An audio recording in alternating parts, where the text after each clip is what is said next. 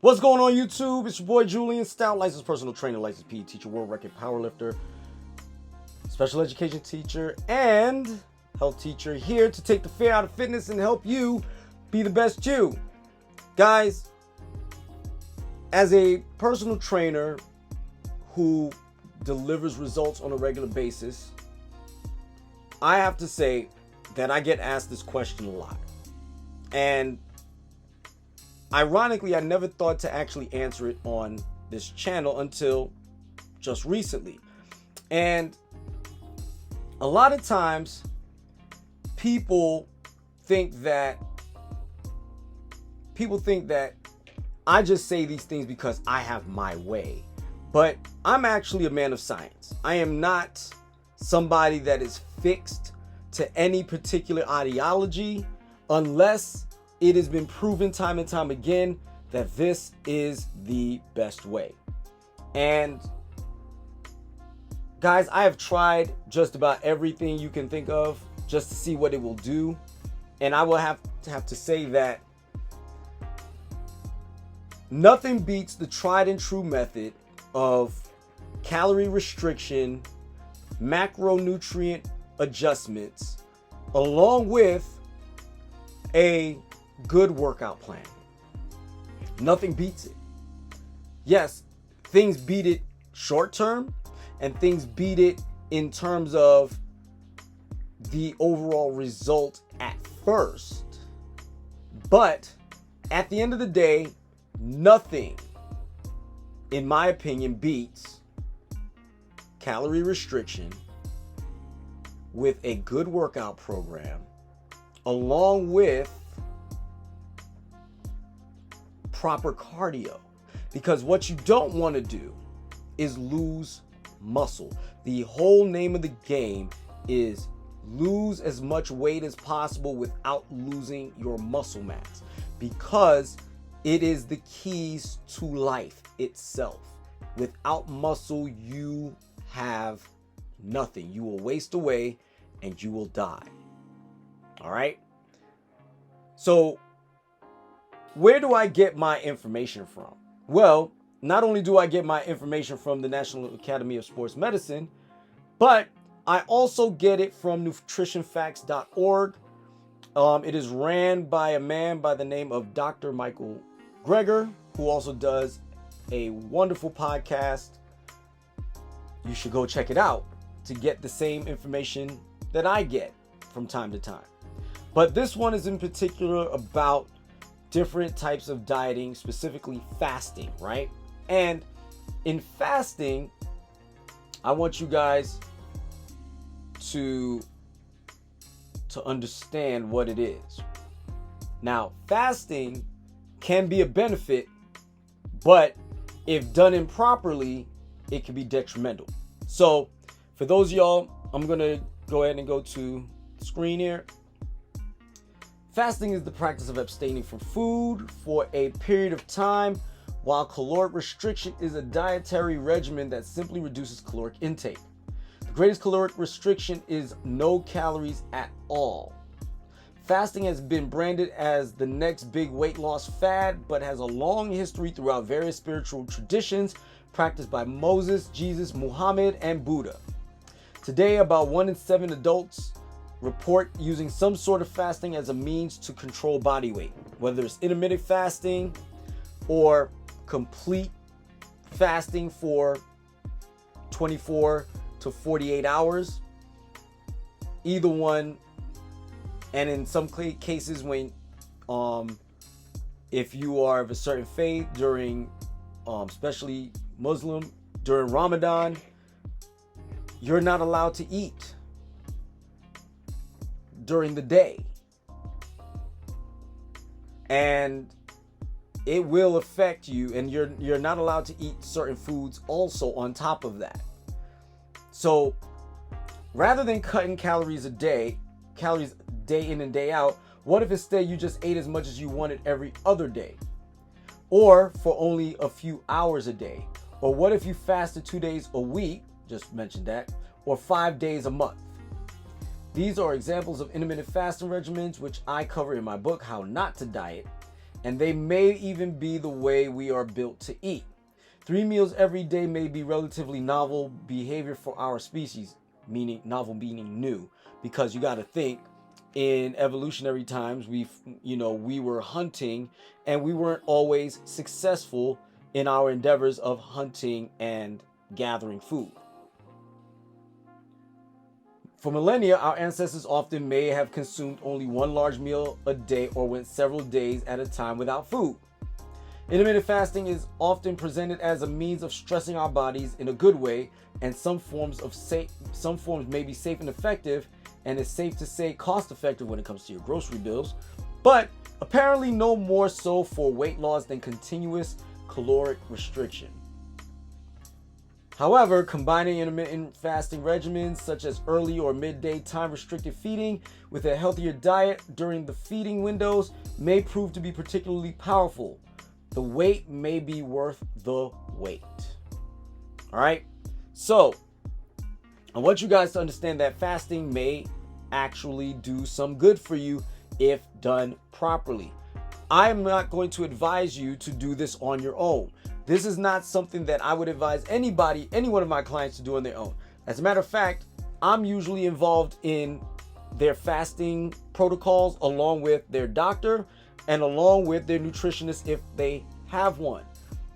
I usually insist that if they do go on these journeys, that making sure that their eating window is also within the window of their workouts. Because the last thing you want to do is work out on an empty stomach, because I guarantee you in the right training session, you will get dizzy and want to pass out.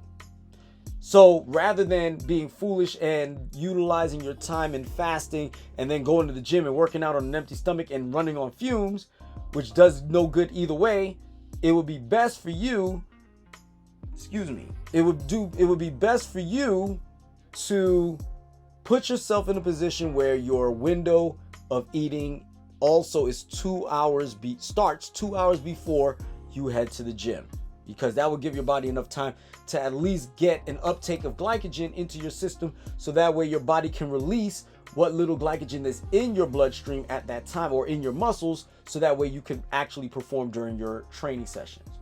All right. So there's one more thing that I wanted you guys to see, and it's a comparison infographic of weight loss. So we got all of them right here: calorie restriction fasting, alternate day fasting, 5 and 2, fasting mimicking, and time restricted feeding. So definitions is here. Reducing average daily caloric intake below is what is typical of or habitual without malnutrition or deprivation of essential nutrients, which is what that is about. Fasting is not eating at all or severely limiting intake of certain times of day, week, or month. Alternate day fasting, back and forth sequence of fasting days up to 100 calories restricted, 100% calorie restriction, and a feeding day on food consumption, resulting in roughly 36-hour fasting periods every other day. The 5-2 diet is eating 5 days of the week and fasting for 2 others. Fasting mimicking is 5 days a month eating a specifically designed low-calorie plant-based diet. And time restricted feeding is fasting for periods of at least 12 hours but less than 24. So each one has their advantages. Metabolic slowing. So for caloric restriction, metabolic slowing and a reduction in free radical reduced oxidative stress, both in which may slow the rate of aging, improve blood pressure, cholesterol, mood, libido, and sleep. May be able to lose as much or even more body fat than on a fast that only lasts a week or 2. Drop in LDL cholesterol along with weight loss. Fasting. Hunger may start to dissipate within 36 hours. After the 3rd week of fasting, fat loss starts to overtake the loss of lean body mass in obese individuals. Meaning you start to lose muscle at first, which is also bad, right? A few days in, many report feeling clear-headed, and alert, even euphoric. This may be in part due to the significant rise in endorphins that accompanies fasting. Alternate day fasting, after 2 weeks, hunger or slash calorie days dissipates. Regular breaks from feeling constant hunger. I can attribute to this. I can attest to this because I've actually done this fasting. Alternate day fasting can lead to significant reductions in body fat, 4% to 8% drop in body weight after 3 to 12 weeks. So to give you an understanding, 8% drop is literally, let's say you weigh 200 pounds. That is roughly 16 pounds in 2 weeks, in 12 weeks, which is roughly on average like as if we were on a caloric restriction diet. Same amount as weight loss as a continuous calorie restriction. I didn't even read that. This is where it gets crazy, guys. I didn't even read that before I read it. I was saying it before I even got to it. Just goes to show you that I am literally not doing this, piggybacking off of these infographics. A drop in LDL cholesterol if you do 5 days on, 2 days off, along with the weight loss. Similar weight loss results as alternate day fasting, which is similar to calorie restriction. 6 pounds lost after 3 months. I wouldn't even bother. Drop in blood pressure and the cancer promoting growth hormone IGF-1 and increased markers of inflammation. Now that might be a good reason to do it, if that's what you're trying to overtake. 1 pound loss per week in the first 2 weeks, meaning you only lose 2 pounds. Eat when eating is stopped between 7 p.m. and 6 p.m. and 6 a.m. Simple, easy to understand and implement. 7 pounds lost in obese people after 12 weeks of eating from 10 a.m. to 6 p.m. For even further benefits on early time restricted eating, check out the videos on chronobiology. Here are the disadvantages. Can result in loss of lean body mass, but resistance training 3 times a week can prevent 90% of the weight loss. Fasting for a week or two can cause more weight loss than caloric restriction is the next one. During fasting, your body starts cannibalizing your protein for fuel.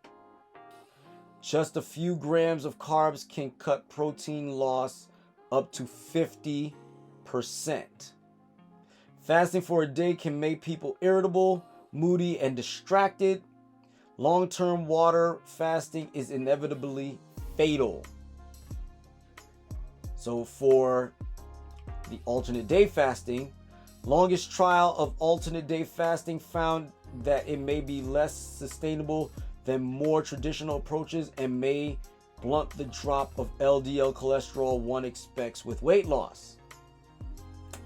5-2 diet. Feelings of hunger may be more pronounced, but does not seem to lead to overeating on the non-fasting days. Fasting mimicking. Best not to drop below 1,000 calories a day for more than 24 hours without medical supervision.